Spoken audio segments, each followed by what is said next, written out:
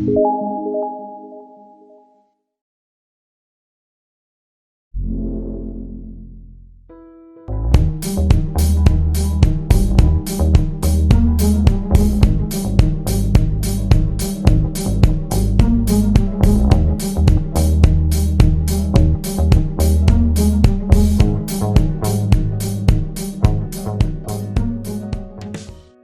में आज हम एक टेबल बनाना सीखेंगे, साथ ही साथ उसमें छोटी सी कैलकुलेशन सीखेंगे, क्योंकि पिछली बार हमने सिर्फ इंट्रोडक्शन किया था। तो इंट्रोडक्शन के साथ साथ थोड़ा थोड़ा स्टेप आगे चलते हुए आज एक अगला स्टेप उठाते हैं, और वो स्टेप कुछ इस तरीके का है जो मैंने आपको एमएस वर्ड में भी करवाया था। लेकिन एमएस वर्ड और यहाँ की टेबल में फ़र्क ये है कि यहाँ पे हम कैलकुलेशन ऑटोमेटिक करेंगे या हाथों हाथ करेंगे। और बात करते हैं इस टाइप की टेबल बनाने के लिए, यानी कि ये जो हमने बॉक्स के अंदर बना रखा है कि यहाँ पर ACPL कंप्यूटर एजुकेशन इंस्टीट्यूट रखा हुआ है, मार्कशीट 2019-20 इस तरह से लिखा हुआ है। तो जब ये एक्सेल में बन जाएगी तो आप देखेंगे खुद ब खुद, आप इसमें कंपेयर नहीं कर पाएंगे कि ये वर्ड में था या एक्सेल में था, क्योंकि वर्ड में भी हम बिल्कुल वैसे बना देते थे और एक्सेल में भी वैसे बना देते हैं। पहले शुरुआत करते हैं, चलते हैं एक्सेल की तरफ। हमने ऊपर लिखना है ACPL computer education marksheet 2019-20 student code, student name और कोर्स, यहाँ तक हम लिख देते हैं। पहले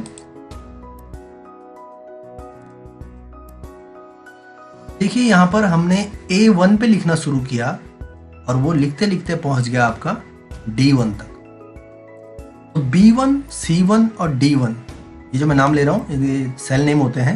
मैंने पिछले लेसन में बताया था कि हम किसी भी सेल पे क्लिक करेंगे तो उसका नाम यहाँ पर आ जाता है। जैसे कि ये C5, पहले हम कॉलम को पुकारते हैं, फिर उसके बाद हम उसके रो को पुकारते हैं। यानी कॉलम को बोलने के लिए और रो को बोलने के बाद सेल का नाम बनता है C5। तो हम अभी A1 पे हमने ACPL कंप्यूटर एजुकेशन लिखा है, यानी A1 is equal to ACPL computer education institute. लेकिन B1, C1 और D1 के खाली होने की वजह से ये ACPL का टेक्स्ट पूरा D1 तक पहुंच गया है। अगर इसमें से हम B1 पे क्लिक करते हैं और कुछ एक डैश तक ही हम टाइप कर लेते हैं या हम कुछ स्पेस ही मार देते हैं, तो देखिए यानी कि B1 की वैल्यू में एक स्पेस होगी, यानी कि B1 पे हमने एक स्पेस टाइप कर दिया है। और B1 में स्पेस टाइप करने की वजह से क्या हो रहा है कि A1 को अपना मैटर हाइड करना पड़ रहा है, क्योंकि हमने B1 में वैल्यू डाल दी। ऐसे केस में आप A1 को बीच में से A1 और B1 के जो जंक्शन पॉइंट है उसमें से क्लिक करके ड्रैग कर देते हैं। फिलहाल आगे एक्सेल प्रैक्टिस होती रहेगी। मैं अंडू कर देता हूँ और वापस Ctrl Z से अंडू आके हम वापस उसी पोजीशन पे आ जाते हैं। तो फिलहाल इसको ऐसे टाइप रहने दीजिए। उसके बाद हम लिखते हैं मार्कशीट, करेंगे तो नीचे की सेल्स में जाएंगे और टैब देंगे तो हम आगे की तरफ चल देंगे। बाकी left arrow, right arrow, up arrow, down arrow जैसे रिलेटेड है वैसे काम करते रहेंगे। बट इसमें एक्सेल में भी टाइपिंग की बड़ी अच्छी स्टाइल होती है कि आप टैब देके आगे बढ़ते रहेंगे और एंटर मार के नीचे चलते रहेंगे, अगर आपका लंबा चौड़ा डाटा एक फ्लो में काम कर रहे हैं। तो आप देख रहे हैं कि मैं टैब देके आगे बढ़ रहा हूँ, एंटर मार के फिर वहीं पे आ रहा हूँ जहाँ पे शुरुआत की थी नेक्स्ट रो में, फिर टैब बढ़ के आगे जा रहा हूँ, फिर एंटर मार के उसके नेक्स्ट रो में वहीं से शुरुआत होगी। ये तब जब हम ऐसे लिखते हुए और नीचे आते रहेंगे। लेकिन अगर आपने तो एरो से यूज किया कि भाई यहाँ पे कुछ लिखा फिर एरो से आगे बढ़े, अब जब आप एंटर मारेंगे तो वहीं पे नीचे आएंगे, ना कि वापस यहाँ आ पाएंगे, यहाँ पे नहीं आ पाएंगे। तो इसलिए जो है ये फर्क होता है एरो से टाइप करने में या एरो से मूवमेंट करने में और टैब से मूवमेंट करने में। तो हम लिखते हैं यहाँ पे मार्क,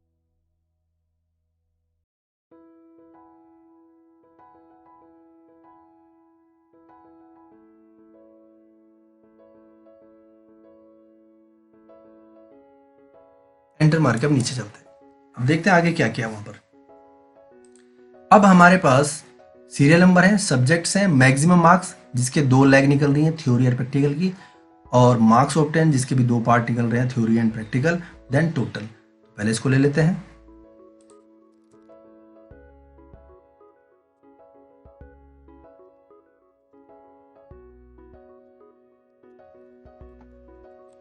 यहां देखते हैं हमारे पास 7 सब्जेक्ट हैं, basic fundamental, operating system, office automation, financial accounting, graphic designing, programming and सीएट, इंटरनेट टेक्नोलॉजी, सभी 100-100 नंबर के मार्क्स हैं। फर्स्ट वाले में प्रैक्टिकल नहीं है, बाकी में प्रैक्टिकल सब्जेक्ट के लिए मैक्सिमम मार्क्स हैं और इस तरह से इनको मिले हैं। मैं इनको टाइप कर देता हूं।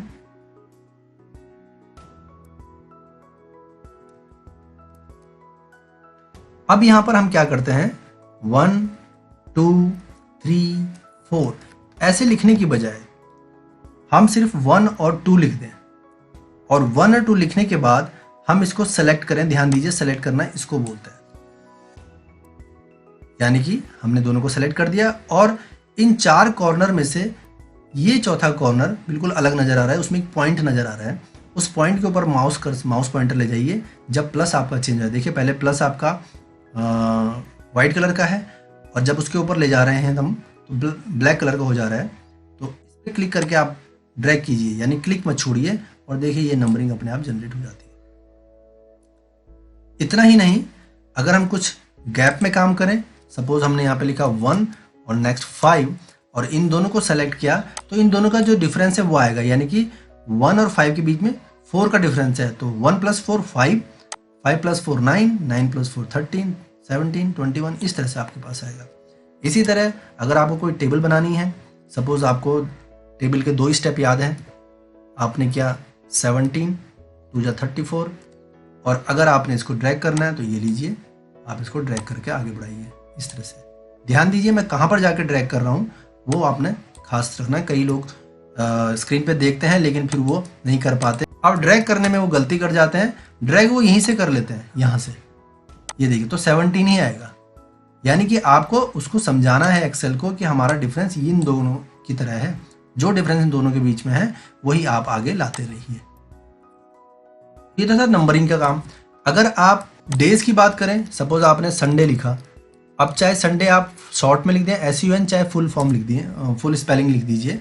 आप इसे ड्रैग करेंगे तो यहाँ पर मंडे ट्यूसडे वेडनेसडे अपना आप हो जाएगा, और जब खत्म होगा तो फिर रिपीट अपना आप हो जाएगा मंडे ट्यूसडे वेडनेसडे।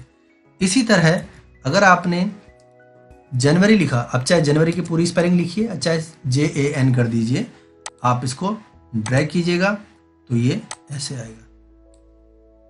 ध्यान दीजिए कि एक्सेल में काम करते करते स्टूडेंट सोचते हैं कि शायद ये नीचे को ही काम करता होगा, नहीं, ये राइट साइड भी काम करता है। ये देखिए जनवरी फरवरी मार्च अप्रैल मई, अगर आपने कोई 2 डिफरेंस नंबर्स के यहाँ पे किए हैं, 1 और 5 वाला जो मैंने भी बताया था, तो वो इन दोनों को सेलेक्ट कीजिए, वो राइट साइड भी काम करेगा, ऐसे भी काम करेगा, यानी हॉरिजॉन्टली भी काम करता है और वर्टिकली भी काम करता है। तो आपने ये बिल्कुल रटना नहीं है कि वो नीचे को ड्रैग किया यानी वर्टिकली ड्रैग किया तभी काम करेगा, ऐसा कुछ नहीं है, लेफ्ट राइट भी काम करेगा। तो अभी मैं इसको डिलीट कर देता हूँ और मैंने सिर्फ 7 सब्जेक्ट रखने हैं क्योंकि मेरे पास 7 सब्जेक्ट हैं।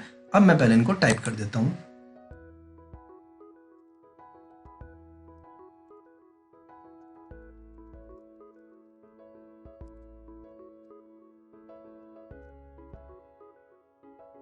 ये मैंने सब्जेक्ट टाइप कर दिए हैं, और इसको खोलने के लिए मैं यहाँ पे B वाले कॉलम में मेरे सब्जेक्ट हैं तो B को खोलूंगा, थोड़ा आगे बढ़ूंगा, और ताकि इसके ये आगे बढ़े, ताकि इसके सब्जेक्ट पूरे दिख जाए। अब थ्योरी आपका 100 मार्क्स का था, तो बार बार टाइप करने की जगह आप सिर्फ 100 को ड्रैग कर दीजिएगा इस तरह से। बेसिक फंडामेंटल वाले सब्जेक्ट में हमने प्रैक्टिकल नहीं रखा है, तो हमने सेकेंड वाले से प्रैक्टिकल रखा है, तो 100 मार्क्स का प्रैक्टिकल भी था।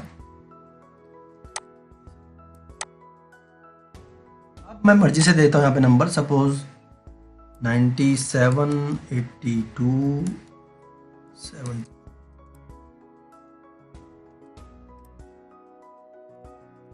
ये मैंने इनके थ्योरी के मार्क्स थ्योरी में दे दिए। नेक्स्ट चलते हैं। अब क्योंकि ये प्रैक्टिकल सब्जेक्ट नहीं है, ये वाला ये प्रैक्टिकल सब्जेक्ट नहीं है, तो हम प्रैक्टिकल यहाँ पे लेते हैं। प्रैक्टिकल में भी मार्क्स 100 में से मिल रहे हैं, तो क्यों ना मैं इसमें भी मार्क्स डाल देता हूँ। फिलहाल अपनी मर्जी से डाल देता हूं मैं।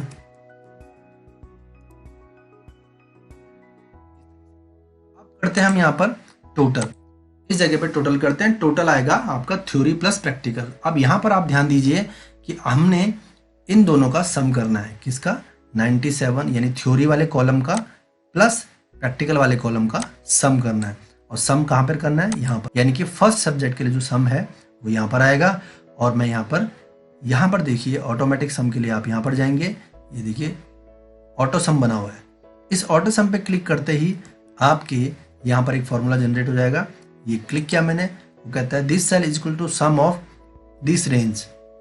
ये जो रेंज आपको ब्लिंक करती हुई नजर आ रही है, हमने इस सेल पे सम का फॉर्मूला लगाया, ऑटो सम का, और उसने क्या लिख कर दिया हमें, sum this cell is equal to sum with in bracket E12 is to F12, यानी E12 से F12 तक। तो E12 हमारा कौन है, ये हमारा E12, ये देखिए E कॉलम का 12, ध्यान दीजिए मैं कहीं और क्लिक नहीं करूंगा, आप भी मत कीजिएगा, और ये F12, और यही हमें चाहिए भी। अब ये जब सम लग चुका है तो आपको कहीं क्लिक नहीं करना है, आपने सिर्फ दोनों में से कोई एक बटन प्रेस करना है कीबोर्ड से, या तो आप एंटर प्रेस कीजिए या आप टैब दे दीजिए। तो मैंने एंटर प्रेस कर दिया। अब यहाँ पर कौन सा फॉर्मूला लगेगा, यहाँ पर भी वही फॉर्मूला लगेगा कि थ्योरी प्लस प्रैक्टिकल। यहाँ पर कौन सा लगेगा, थ्योरी प्लस प्रैक्टिकल। जब यहाँ पर एक जैसा फॉर्मूला लगेगा तो एक्सेल हमें प्रोवाइड करता है कि भाई आप इसे ड्रैग कर दीजिए, कि जो फॉर्मूला हमने फर्स्ट टाइम लगाया अगर अदर्स में भी, अदर सेल्स में भी वही फॉर्मूला फॉलो करेगा तो आप ड्रैग कर दीजिए। तो ये देखिए ड्रैग करके आपके सामने सबका प्लस आ चुका है। अब यहाँ पर मैं कर देता हूँ टोटल, हमने अब टोटल चाहिए हमें मैक्सिमम मार्क्स का, तो मैंने फिर से ऑटो सम किया, और ऑटो सम करके मैंने एंटर प्रेस किया, तो देखिए 700 आ गया, जबकि हमें यह भी चाहिए, प्रैक्टिकल भी चाहिए। तो ऐसा नहीं करेंगे कि अलग अलग, जैसे हमने अपने एक्सरसाइज में किया है, टोटल 1300 यहाँ पर आ रखा है, तो हम वहाँ पर भी 1300 ले लेंगे। किस तरह से, आप सम जरूर करवाइए, ऑटो सम जरूर करवाइए, लेकिन रेंज बदल दीजिए खुद अपने हाथों से कि भाई मुझे यहाँ से लेके यहाँ तक का सम करवाना है। तो यहाँ पर देखिए क्या फॉर्मूला जनरेट हो गया, this cell is equal to sum of C12, C12 है हमारे पास ये, टू D12, D12 है ये C कॉलम है, ये D कॉलम है, C का 12th ये है और D का 18 ये है। तो उसने पूरा करके हमें दे दिया, और एंटर प्रेस करेंगे तो यहाँ पर 1300 आ गया। उसी तरह इन दोनों कॉलम का सम तो यहाँ हो चुका है, तो क्यों ना सीधा हम अब इसी का ही कर दें। तो हमने ऑटो सम कर दिया और एंटर प्रेस कर दिया, तो हमारे पास ये तो आ गई, टाइपिंग की जितना काम था वो हो गया, फॉर्मूला का जितना काम था वो हो गया। पर आज का जो हमारा मेन मकसद है वो है फॉर्मेटिंग में इसे टेबल का लुक कैसे देंगे, यानी कि जो हम पहले कर चुके हैं इसका लुक कैसे देंगे। तो उसके लिए मैं आपको आगे बताता हूँ। अब सबसे पहला काम आपका ये रहेगा कि प्रिंट प्रीव्यू देख लीजिए। प्रिंट प्रीव्यू के लिए मैंने आपको कमांड बताई है, कंट्रोल के साथ F2। प्रिंट प्रीव्यू देखा आपने कि ये आपका प्रिंट प्रीव्यू आ चुका है, और आप बाहर आ जाइए एस्केप से। आपको ये एक यहाँ पर डॉटेड लाइन दिखने लग जाएगी, यानी कि आपका पेज यहाँ तक है और आपके पेज के हिसाब से ये बाहर चला गया है। तो आप इसको उठा के ला सकते हैं, कट पेस्ट भी कर सकते हैं। और यहाँ पर कट पेस्ट का एक और तरीका है, आप सीधा सीधा इस सेल के आउटलाइन पे क्लिक कीजिए, जब ये 4 एरो बन के आएंगे उठाकर यहाँ ले लीजिए, ये भी एक तरह का कट पेस्ट होता है। चलते हैं हम, देखिए हमारा यहाँ तक आ गया है। तो चलिए पहले हम इसको फॉर्मेटिंग शुरू करते हैं। सबसे पहली फॉर्मेटिंग हमारी इनसे होगी, जो हमारी टेबुलेशन वाला वर्क है। सीरियल नंबर हमें छोटा चाहिए, हमने इसको छोटा कर दिया। 1 2 3 हमें मिडिल में चाहिए, तो यहाँ पे सेलेक्ट किया और यहाँ पे सेंटर लाइन कर दिया इस जगह। उसके बाद ये सब बोल्ड है, हेडिंग है, ये हमारे टेबल की हेडिंग है, तो बोल्ड कर दिया, सेंटर लाइन कर दीजिए। उसके बाद ये टोटल भी बोल्ड कर दीजिए। उसके बाद आप देख रहे हैं यहाँ पर कि ये मैक्सिमम मार्क्स ये दोनों के लिए 1 है। आप इन दोनों को सेलेक्ट करेंगे और यहाँ पर मर्ज एंड सेंटर, यानी मर्ज के साथ साथ सेंटर हो जाएगा, वो दोनों कमांड एक साथ है। उसी तरह मार्क्स ऑप्शन को सेलेक्ट किया, मर्ज एंड सेंटर एक साथ है। अब यहाँ पे बॉर्डर्स का काम कर लेते हैं, जैसे हमने MS वर्ड में किया था। सेलेक्ट किया, इस सिलेक्शन का टॉप और बॉटम बॉर्डर चाहिए, तो आप बॉर्डर में गए और यहाँ पर आपको देखेंगे कि बॉटम बॉर्डर ये है, टॉप बॉर्डर ये है, लेकिन एक्सेल में टॉप एंड बॉटम दोनों एक साथ मिला हुआ है। हमें ये लगा दिया हमने। उसके बाद इस टोटल में भी लगा देते हैं टॉप एंड बॉटम। उसके बाद हम यहाँ पर ये सेलेक्ट करते हैं और इसका लेफ्ट राइट लगा देते हैं। यहाँ पर लेफ्ट राइट एक साथ नहीं है, तो आप या तो एक बार लेफ्ट एक बार राइट लगा दीजिए, अदरवाइज हम मोर बॉर्डर में जाने की बात करेंगे, लेकिन उस टॉपिक को अलग से करेंगे। फिलहाल मैं यहाँ पर लेफ्ट और राइट दो लगा देता हूँ, फिर एक छोड़ के इसको पकड़ लेते हैं, लेफ्ट राइट एंड लेफ्ट, ये 2 बन गए हमारे। अब इसको यहाँ से ले लेते हैं, ये देखिए इसका सिर्फ लेफ्ट लगाना है और जैसा सिलेक्शन है उसी के अकॉर्डिंग, जैसे ये सिलेक्शन है, इस सिलेक्शन में राइट लगा हुआ है तो आप सिर्फ लेफ्ट लगाना है, तो आप लेफ्ट लगा लीजिए। उसके बाद अभी थोड़ा प्रीव्यू देखते हैं हम, कंट्रोल F2 से। ये देखिए कंट्रोल F2 में अब ये बीच की हमें लाइन चाहिए इस जगह की, जो कि हमारे पहले वाले इसमें हो रखा है। देखिए ये लाइन चाहिए हमें, तो हम क्या करेंगे, इसको एस्केप करके बाहर आ जाते हैं, सिर्फ इतना सेलेक्ट करेंगे और इसकी बॉटम लगा देंगे लाइन। ये हमारा कंप्लीट हो गया है जो हमें चाहिए था। अब बात करते हैं हम ऊपर इन हेडिंग्स की। ये हेडिंग हमारी यहाँ तक जानी चाहिए क्योंकि हमारा मेन टोटल जो है, मेन जो हमारी टेबल है वो यहाँ जी तक कंप्लीट हो चुकी है। तो A1 से G1 तक हमने सेलेक्ट किया और मर्ज एंड सेंटर कर दिया। इस तरह से बोल्ड कर दिया, बड़ा कर दिया, ये देखिए।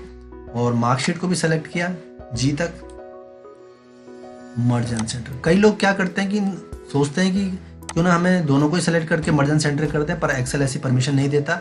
एक्सेल कहता है कि जिसको भी आप मर्ज करेंगे सिर्फ एक सेल आपका फिल होना चाहिए, बाकी खाली होनी चाहिए। जैसे हमारा सिर्फ A1 फिल था, बाकी B1 C1 D1 G1 तक हमारा खाली था। और यहाँ पे डबल क्लिक करके आप इसको बोल्ड कर दीजिए। यहाँ पे डबल क्लिक करके, डबल क्लिक का मतलब कि अगर आपको कोई सेल में थोड़ा एडिट करना है, जैसे कोई स्पेलिंग मिस्टेक हो जाए, तो आपके पास 3 मेथड है। पहला मेथड, आप डबल क्लिक कीजिए, आपका कर्सर वहाँ एक्टिवेट हो जाएगा सेल के अंदर। दूसरा मेथड, आप क्लिक कीजिए और फॉर्मूला बार पे चले जाइए, तो एक्सेल सही हो जाएगा आपका। ऐसे जो भी आपने सही करना है आपने कर दीजिए इस तरह से। इसका मेथड सबसे सिंपल कि आप F2 कर दीजिए, यानी कीबोर्ड से F2 कर दीजिए, तो आपका कर्सर एक्टिवेट हो जाएगा अंदर इस तरह से।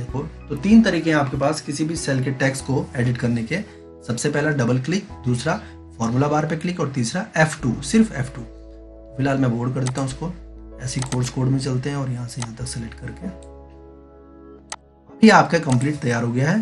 कंट्रोल F2 से मैं प्रीव्यू देखूंगा और ये देखिए मैं जूम करता हूँ उसको, बिल्कुल वैसी हो चुकी है टेबल जैसे हमारी MS वर्ड में थी।